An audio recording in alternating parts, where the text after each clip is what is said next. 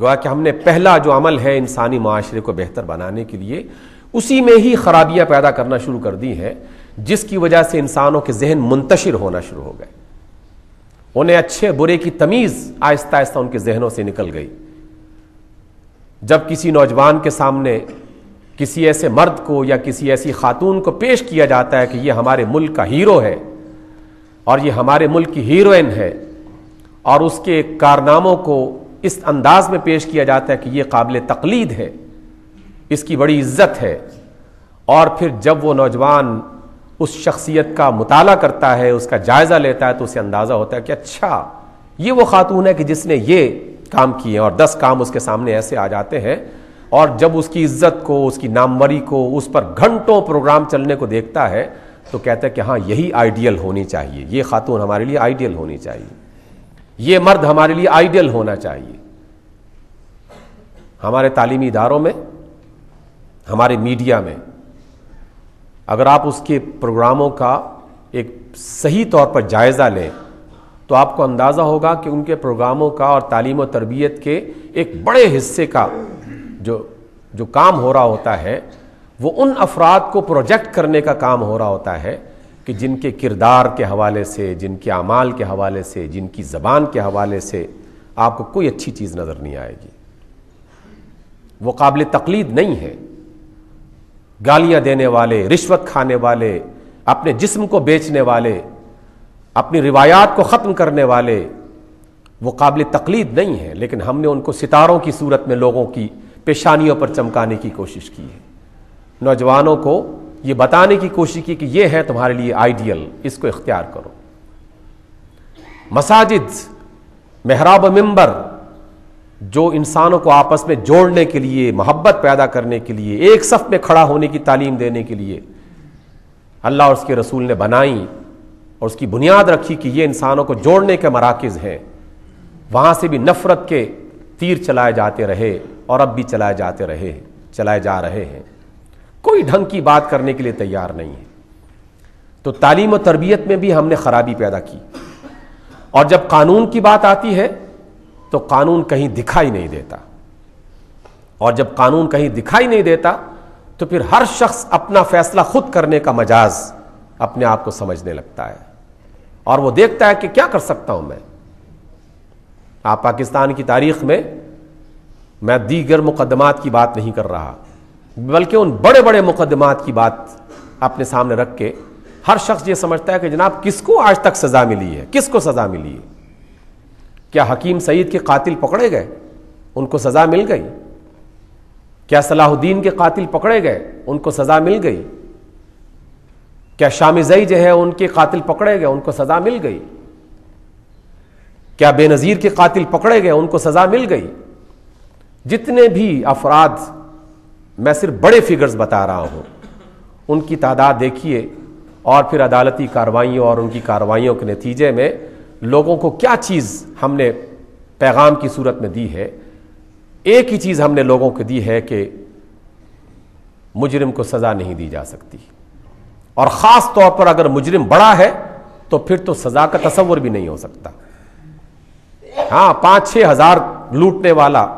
اس کو تو جوتے پڑتے ہوئے سب لوگ دیکھتے ہیں، لیکن کروڑوں اور کھربوں کھانے والے، ان کو سیلوٹ کرتے ہوئے لوگوں نے ضرور دیکھا ہے، ان کے سامنے سر جھکاتے ہوئے لوگوں کو ضرور دیکھا گیا ہے، ان کے جھنڈے والی گاڑیوں میں سفر کرتے ہوئے ان لوگوں کو ضرور دیکھا گیا ہے۔ تو ایک آدمی کے ذہن میں یہ خیال آہستہ آہستہ خود بخود پنپنا شروع ہو جاتا ہے کہ یہاں پر عدل اور انصاف کی کوئی چیز نہیں ہے، اس لیے جو کچھ بھی کرنا ہے خود کرنا ہے۔ اور اللہ رب العزت کیا فرماتے ہیں کہ لوگوں اگر تم زندگی اختیار کرنا چاہتے ہو، اپنے معاشرے کو زندہ معاشرہ بنانا چاہتے ہو، تو پھر قانون کو نافذ کرنے کی کوشش کرو، قانون کو نافذ کرنے کی کوشش کرو۔ اور قانون کو نافذ کرنے کے لیے عدالتیں موجود ہیں، نظام موجود ہے، سسٹم موجود ہے، قوانین موجود ہیں، لیکن جب تک اس کو عمل کی صورت میں نہیں پیش کیا جائے گا تو کون اس پر یقین کرے گا؟ سیالکوٹ کے وہ نوجوان جو شہید کیے گئے، کیا اس کے لیے مزید گواہیوں کی ضرورت ہے ابھی تک؟ کہ سینکڑوں لوگوں نے اپنی آنکھوں سے دیکھا، سینکڑوں ویڈیوز ان کی بن چکی ہیں، لوگ اس کو دیکھ رہے ہیں اپنی آنکھوں سے، کہ لاٹھیاں چلا رہے ہیں، جوتوں سے مار رہے ہیں، پتھر مار رہے ہیں، کیا عدالت کو اس کے بعد بھی ضرورت ہے کہ اس کے لیے گواہوں کی ایک لمبی جو ہے وہ مدت اس کو درکار ہو، اور پھر بھی مجرم جو ہے وہ آرام سے سہولت سے زندگی بسر کر رہے ہوں؟ کراچی میں جو سانحے ہوئے ہیں، کیا ان کے پاس لوگوں کی تصویریں نہیں ہیں موجود؟ کیا گواہیاں اور ریکارڈ موجود نہیں ہیں؟ ریکارڈ موجود ہیں، گواہیاں موجود ہیں، سب کچھ موجود ہے۔ عمل نہیں ہوگا تو پھر اس ملک کے رہنے والوں کو اس نظام پر، سیاسی نظام پر، عدالتی نظام پر یقین آہستہ آہستہ اٹھتا چلا جا رہا ہے۔ پھر اس کی وجہ سے نتیجہ یہ ہوتا ہے کہ ہر شخص کہ جس کے دل میں ذرا سا بھی کوئی انتقام کا جذبہ پیدا ہوتا ہے، وہ انتقام کا جذبہ صحیح ہے یا غلط، اس کا فیصلہ ہر شخص یقیناً نہیں کر سکتا۔ اور اسی لیے تو عدالتیں بنائی جاتی ہیں کہ میرے دل میں ایک انتقامی جذبہ پیدا ہوا اور میں کوئی ایکشن کرنے چاہ رہا ہوں، اور عدالت مجھے سن کر، مجھے پڑھ کر، مجھے دیکھ کر مجھے بتاتی ہے کہ تمہارا یہ انتقامی جذبہ ٹھیک نہیں ہے، اس میں فلاں فلاں جگہ پہ کمزوری ہے، تمہیں یہ کام کرنے کی اجازت نہیں ہے۔ عدالت اس کے راستے میں رکاوٹ بنتی ہے، ہمیشہ اس تشدد والے واقعات کو روکنے کے لیے عدالت ایک بنیادی کردار ادا کرتی ہے۔ سعودی عرب حکومت، وہاں کے لوگوں، وہاں کی کے فقہی معاملات سے آپ لاکھ اختلاف کر سکتے ہیں۔ میں نے مکہ اور مدینہ کے ہائی کورٹس کو کئی دفعہ دیکھا ہے، ان کے رجسٹر کے بے شمار صفحات میں نے خود اپنی آنکھوں سے پڑھ کے دیکھے ہیں۔ قتل کے مقدمات کو میکسیمم 3 مہینے کے اندر فیصلے کیے جاتے ہیں۔ یہ زیادہ سے زیادہ جو سب سے لمبا ان کا کیس چلا ہے وہ 3 مہینے تک چلا ہے۔ اور چوری کے مقدمات اور ڈاکہ زنی کے مقدمات یہ تو 1 ہفتے میں، اور بعض مقدمات تو آج آیا اور شام تک فیصلہ اس کا ہو گیا، جس کی وجہ سے جان اور مال اور عزت جس قدر محفوظ ہے وہاں پر، دیگر ملکوں کے مقابلے میں، تناسب کی بات کر رہا ہوں، فرشتے نہیں رہتے وہاں پر، انسان رہتے ہیں، غلطیاں وہاں پر بھی ہوتی ہیں، لیکن صرف ایک بات کو انہوں نے انشور کیا لوگوں کے سامنے کہ اگر کسی کے ساتھ زیادتی ہوگی تو وہ بندہ جائے ڈائریکٹ عدالت کے پاس، بس جا کے صرف یہ کہے کہ میرے ساتھ یہ زیادتی ہوئی ہے۔ اس کا مقدمہ لکھنے والے بھی خود حکومت کی طرف سے ایک سرکاری بندہ نامزد کر دیا جاتا ہے کہ جاؤ اس کا مقدمہ لکھو، اس کے بیانات قلم بند کرو اور اس کی تحقیقات کرو، اور 1 دن میں، 1 ہفتے میں، 3 دن میں، 1 مہینے میں، 3 مہینے میں میکسیمم فیصلے ہو جاتے ہیں۔ اور امن و امان کی جو صورتحال میں نے اپنی آنکھوں سے دیکھی، اور کئی ایسے واقعات سے میں گزرا ہوں کہ جس کے بعد اللہ کی اس بات پر مزید یقین پختہ ہو جاتا ہے، اور وہ یہ ہے کہ وَلَكُمْ فِي الْقِصَاصِ حَيَاةٌ يَا أُولِي الْأَلْبَابِ، اے عقل مندو، اے عقل والو، تمہاری زندگی کی بنیاد عدالتی نظام کو مضبوط بنانے میں ہے، قصاص میں ہے، بدلہ لینے میں ہے، لیکن یہ بدلہ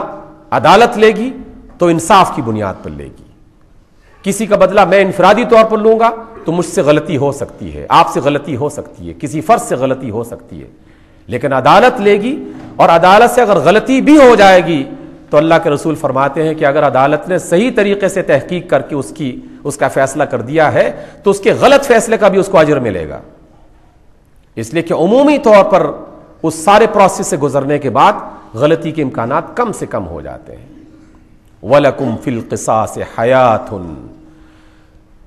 ہماری ذمہ داری یہ ہے کہ ہم اپنے اپنے مقامات پر، اپنی اپنی جماعتوں میں رہتے ہوئے، اپنے اپنے اداروں میں رہتے ہوئے، اپنے اپنے میدانوں میں کام کرتے ہوئے اس آواز کو بلند کریں